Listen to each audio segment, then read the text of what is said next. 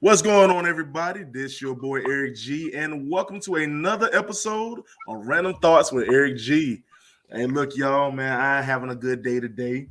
I got my homeboy in, man, all the way from, 2-5. You know how we do. 2-5. Hey, yo, he's this week's local spotlight artist, and he's my guest this week. Hey, yo, y'all give it up to my homeboy CrownCHAZ. What's up, man? Oh man, I appreciate you for having me, man. It's been a long time. Long time, man. Yo, Yeah. I appreciate you, being on my show. That's what's Oh up. Yeah. Thanks, man. I really, man. Thanks, No, you one of man. my brothers from way back. Way back. Yeah. Hey, yo, so let's just touch base on that real quick. Man, a lot of people don't know that me and Chaz, we've been knowing each other 20 plus years. Yeah, at least 20 years. At least 20 years. I mean, we was kids. You know, actually, one of the first people I met in North Carolina, you and Chaz. Yeah. You and the other Chaz, one of the first people I really got cool with. Right, man. You think these glasses was big? You ought to seen the ones I had back then. The glow up is real. Right. The glow down is even realer. Anyway, man. Hey, look, man, I appreciate you being on my show tonight, man. Yeah, man. Hey, yo, so a lot of people, if anybody don't know who you are, man, can you please give a brief introduction to who you is and what you're about, so everybody get a chance to understand you. CrownCHAZ, no space, capital Z. I have a collective named Crown. It's an acronym. It's actually create our own. Might know a couple of the members: Khalil Nassim, 300, Joel Venom, Jay Official. We've been together for at least 6-7 years now. We got a tour coming up. A lot of big things happening this year, man. If you can catch me one day on the tour, I'm on tour from the 22nd until February 5th. So, it's a lot of big things coming up. Look, man, this is what I love about my city, man. Like, a lot of people don't understand. Hold on, I got stuff on my face. Hold on a second. I can't do this. But anyway, no, man. But those are what a lot of people don't understand about our city is that we have a lot of talent here, and for us to get such a bad rep, you know what I'm saying? I think the negative always overshines the positive we have here. Facts. Yeah, like I just left William Fly. So Yaki Wings, so I just left there, I'm proud of him, Country Boat. He's been doing his thing, man. He got the best wings in Henderson right now. Hold on now, wait a minute. I'm just now you're gonna mess up my other side hustle I got, man. Whoa. No. Shout out to my boy Country Boat, man. Yo, he honestly, I done watch his growth too, man. That man became a long way. Long way, man. He a 2-5 legend. Oh yeah. I mean, yo, I'm telling you, can nobody make these people in Henderson dance like Country Boat? Country Boat can have you up, man. He can have you up, man. Yeah. Yo, so you told about a little bit about your Crown family, man. I'm gonna start it from there. So the Crown family, how did it all get started, man? I've been watching y'all for years. How did it all get started?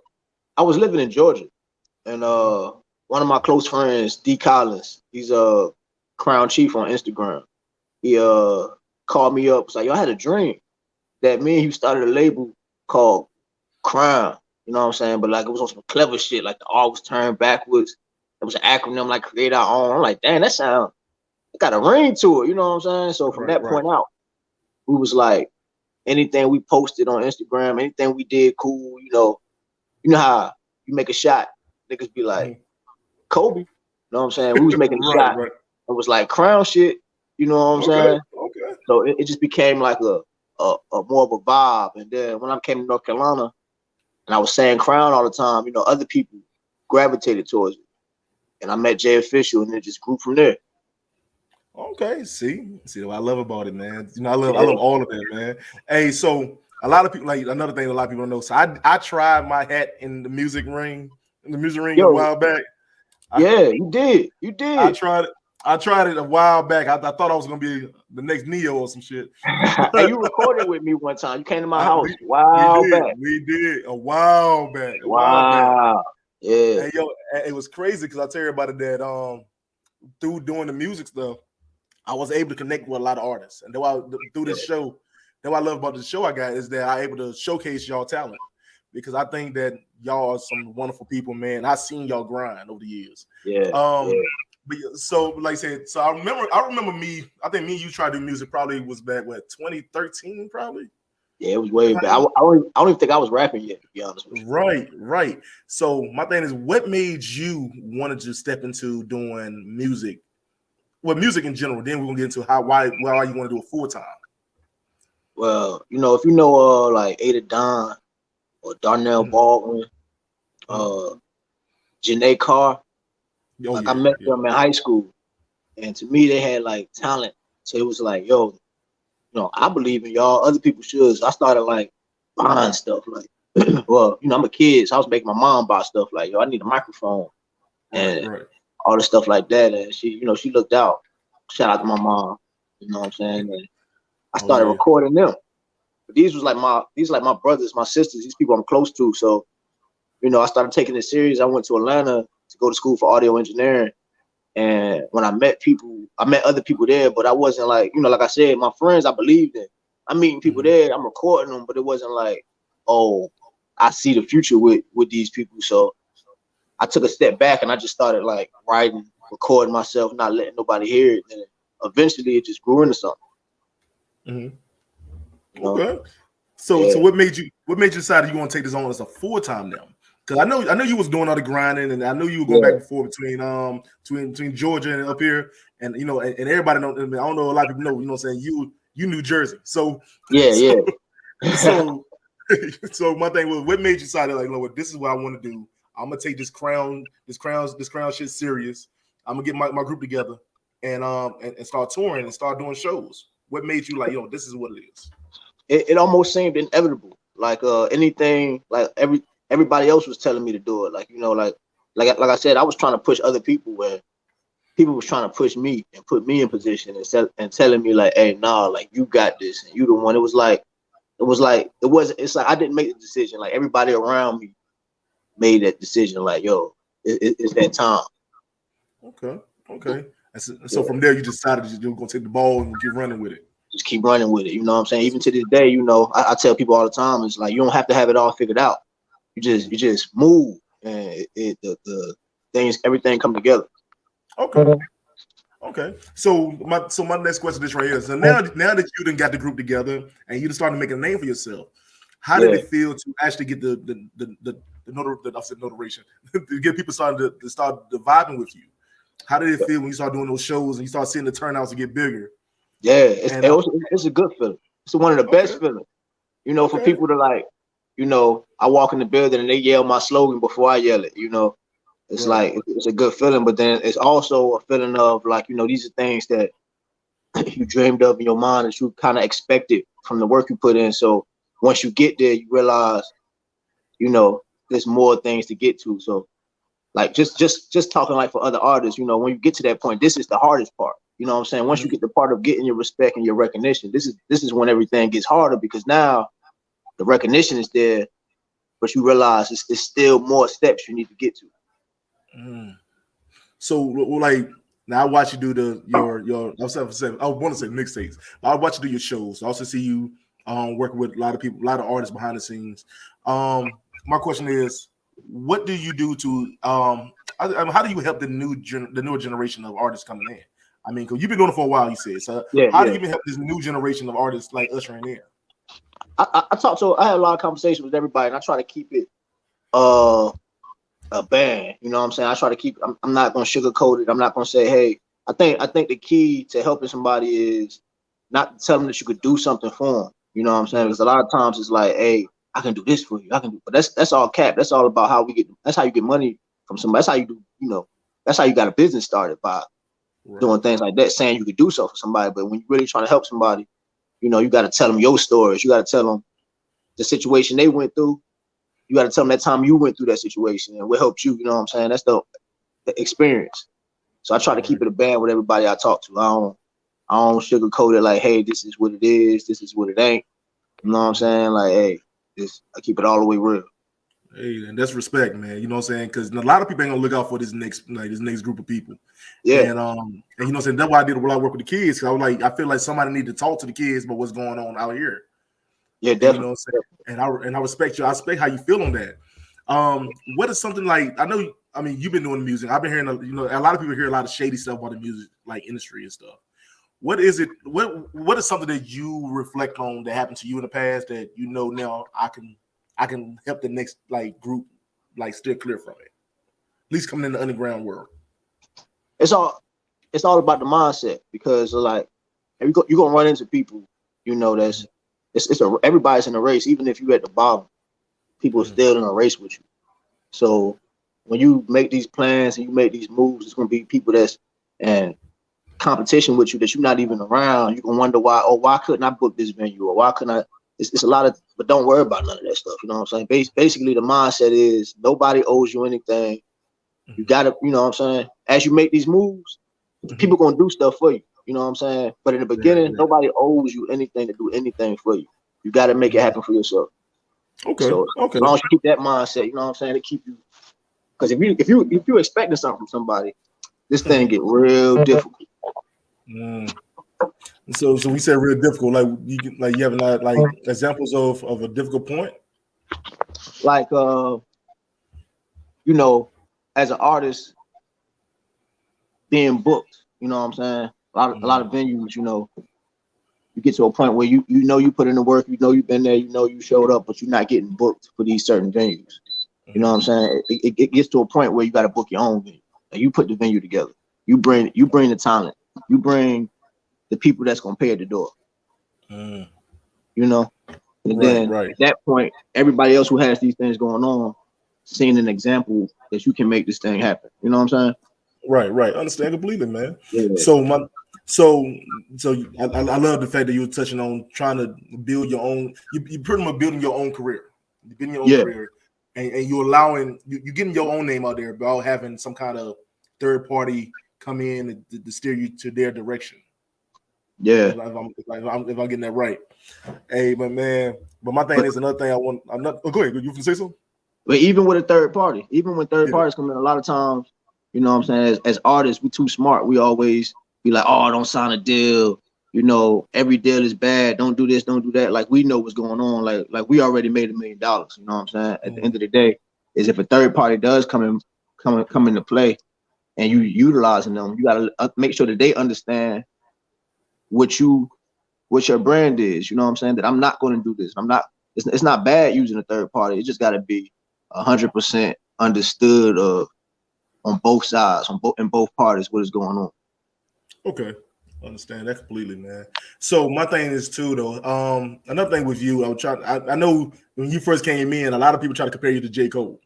Yeah, because you light skin with dreads. You light skin with dreads. That's how it is. All this like Mocha brothers. We can't tell. Hey, but anyway, man. So how did you like make your own lane for yourself? How did you find your own sound? I think it's, man, just consistency, man. Like, I've been people, if you think about it, when J. Cole came out, people said he sounded like Drake. You know what I'm saying? But eventually, with the consistency you putting out music, people find out, you don't sound nothing like this person. You got your own, you got your own. What I think what kills people is when somebody tell you that and you try to switch it up too much to not sound like that person. You know what I'm saying? 'Cause then you're not being yourself. As long as you keep being yourself, people gonna eventually see. So with your style, then did you ever have to switch it up to different versions of yourself? I definitely learned more about myself. I definitely learned more about myself as an artist. It was things I said I wouldn't do. Like I said, I wouldn't do auto-tune, and lately I've been more melodic in my music. Y'all are seeing this new album I'm dropping April 10th. CC. All right. CC, y'all, you can't stop a good promotion, y'all. Let's do it. Hey, man. Hey, look, man. One thing also I gotta respect your hustle, man, because I've been seeing you grinding like hell, especially in the last couple months, coming into this new year. New year, man. I know. I mean, look, eating the wings, that's what got you. But hey, man, we're coming to this new year, man. So I know you have a lot of shows coming up, man, and I just seen what you say you got the tour, but also I seen another show you're gonna be on. What's the BOE? I'm not sure. Oh yeah, April 22nd. It's a 3-day festival with Mr. Cheeks, Troy, man. It's gonna be big. All right, see. So my thing is, yo, can you talk about some of your shows you got coming up, man? Let a lot of people know Hey, who you is, know about your shows you got before the tour. Wednesday, January 26th, I'm putting together a showcase of the CrownCHAZ Volume 1. We doing this. It might be every Wednesday. I might do it twice out the month. We'll see how this event goes. But this is the first one, Volume 1. And all artists can come out and perform. It's limited slots. Everybody in Crown is performing. Everybody in Four Phones is performing. It's going to be dope. That's going to be a break in between my tour. My tour starts tomorrow in February. Come on, man. Get the hustle, man. The hustle. I love it, man. That's every day until February 5th. Okay, cool. So look, man. I'm thinking about doing a spotlight artist episode. Okay. When I bring in all my artists, I have you, Traumatic, Jay, you know what I'm saying, Turk. I bring everybody in. I want to have everybody get just showcase your music a little bit. Yeah, that'd be dope. That'd be dope. I mean, if you ever got time in your busy schedule, you know what I'm saying? Because you can't. I'm telling y'all, when I tell y'all this brother stay busy, man. I mean, I'm telling you, I'm surprised he ain't sleep right now. But yo, man, I appreciate all of that, man. I've got another thing I want to talk about because this is something I learned. I think when I had you as a spotlight artist my first season. One thing I learned was the Carolina Music Awards. It was something that was new to me, and so I'm glad it's starting to get a little more recognition. How did it feel to be nominated and perform? That was dope, man. That was big, man. You know, just for I'm not part of that network. You know what I'm saying? I didn't know anybody. I didn't know anything about the Carolina Music Awards. You know, at the time, man. For me to get picked in that nomination, it was like, okay, people. That was another moment where it was like, okay, let me keep doing this thing. You know what I'm saying? People taking notice. And yo, you know one thing I do respect about you, man. I think you proposed to your girl that night, won't it? I didn't propose to her that night. Okay. Not that night. But she was. Yeah, she was with me though. But it was around that time. See, look, all this black love, man. Hey, he Nardwar, man. You know, you got all these facts from behind the scenes and stuff. Oh, trust me. You ain't seen nothing yet, man. Look. Let me get myself. Let me wait. Let me get this third shift off me a little bit, and I can talk for real. But hey, man. But no, man, yo, I actually love seeing, man. Like, let me tell you this right here, bro. You know, my show's kind of short, so I'm trying to cut it up a little bit. But man, I have to tell you straight to your face, man, because I've been knowing you forever, man. I mean, we was really good friends back in the old days, for real. Trading video games and everything. Pokemon, but hey, yo, man, but my thing was, man, I had to say, man, I've watched you over the years grow as an artist, as a person, man. Then you're a father, you got kids, your girl, and all that, man. I have to say, bro, I salute you, man. I'm gonna give you flowers while you can get it right now, because I know that. Because when I tell y'all, man, y'all don't understand how much work this brother's doing. Constantly putting out music. I mean, he did was it the verses thing you did? What was it another podcast I seen? Yeah, the verse with Traumatic. I mean, when I seen that, I said, yo, man, I gotta salute you. But you know, I can't rhyme a damn nursery rhyme to save my damn life. Nope. And again, that's why I'm not a singer no more. Hey, man, you had it though. I tried. I might pick it up one day. I might do my theme song for this podcast, and that'll be my last attempt as being a singer. Hit me up, but I got you. But no, brother, like I said, man, I've seen you grow so much over the last couple of years, man. And to see where you at now, and the tours and the festivals, and man, yo, look, man, I want the reason we doing the shows is to showcase the talent we have here in Henderson. Yeah, and to see that watch a brother like you, man, who I always thought was a very smart kid, man. You was always smart as hell compared to my dumb ass. I don't know how the hell. I don't know how the hell we came cool. I was a nerd. I was a nerd though, man. Dude, you was a nerd, man. Hold on. And the sad part was I was the thug in the group, so that was the sad part. So, anyway, man. But no, man, to see how smart you were, man, I think you're still smart, brother. To see where you came from, where you at now, man. Look, man, I got to get my clap for you, boss. You know what I'm saying, man? I mean, congratulations. It's the same from this side, though, man. You know what I'm saying? I seen you doing your thing, man. The podcast growing, definitely. It is, man. And my dream is I got some big dreams I want to do for this podcast, and a lot of stuff behind the scenes. Because I still work with the kids. Yeah, man. So I got big dreams. It's something I really want to do one day, and I really want to get in touch with you on that, man. My goal is by next year to do it. But but look, man, I'm gonna have to wrap the show up just a little bit. But just do some real. I'm gonna do. Now I got to end my show with some kind of fun. So, man. So look, man. Hey, look. So I've been watching your social media, especially Instagram, man. And you always ask some kind of questions in your Instagram stories. Yeah. So what is the wildest story? What is the wildest question you have asked? Well, what's a question you have asked? You got the wildest response. Oh man, I had some wild ones, man. I seen one the other day. It was a girl. She commented on it. She was like, I knew it was a real one when you turned me down. Oh yeah. Yeah, those be the wild ones right there. Like, what I'm saying? That's definitely one. People bold, man. Oh man, you'd be surprised. So what's a wild one? Can you remember? Do you remember a wild response you had got to one of your questions? Dang, I'm drawing a blank right now, man. It'd be so wild. Like that one right there is definitely one of the wildest ones though. I mean, you better tell your girl she lucky, man, because these girls are throwing draws already. You ain't become a millionaire yet, man. You better be careful. You know what I'm saying, man? I got to be careful. Yeah. I mean, your girl she can fight. I ain't gonna say it. I ain't gonna talk about it. I ain't gonna say it. I got a wife now. She's premeditated ass whoopings. I got a wife now. My wife probably killed my ass if I say anything. Hey man, congratulations to y'all too, man. I seen a photo too. That was dope. You know what I'm saying? Yo, Turk is a photographer, man. Turk is a photographer. He did a hell of a job, man. He did engagement pictures and our wedding pictures. Y'all cried watching it, didn't you? Huh? I said y'all cried watching it, didn't you? I don't know what you're talking about, I don't know what you're talking about. No, I'm gonna tell you though. I think the most I cried during I'm not a crier. I hate to cry. So, but the thing is, the most I cried probably was I think I cried at the wedding, and I remember we started late. We started late as hell, and you see them TV shows when the wife is walking down and he's just crying. Yeah, that shit is real. Yeah, man. She wasn't. And my brother beside me, he's like, you better not be a punk ass nigga. You better not be a punk ass nigga. I said, my Greasy. Yeah, Greasy. Yeah. He's like, you better man the hell up.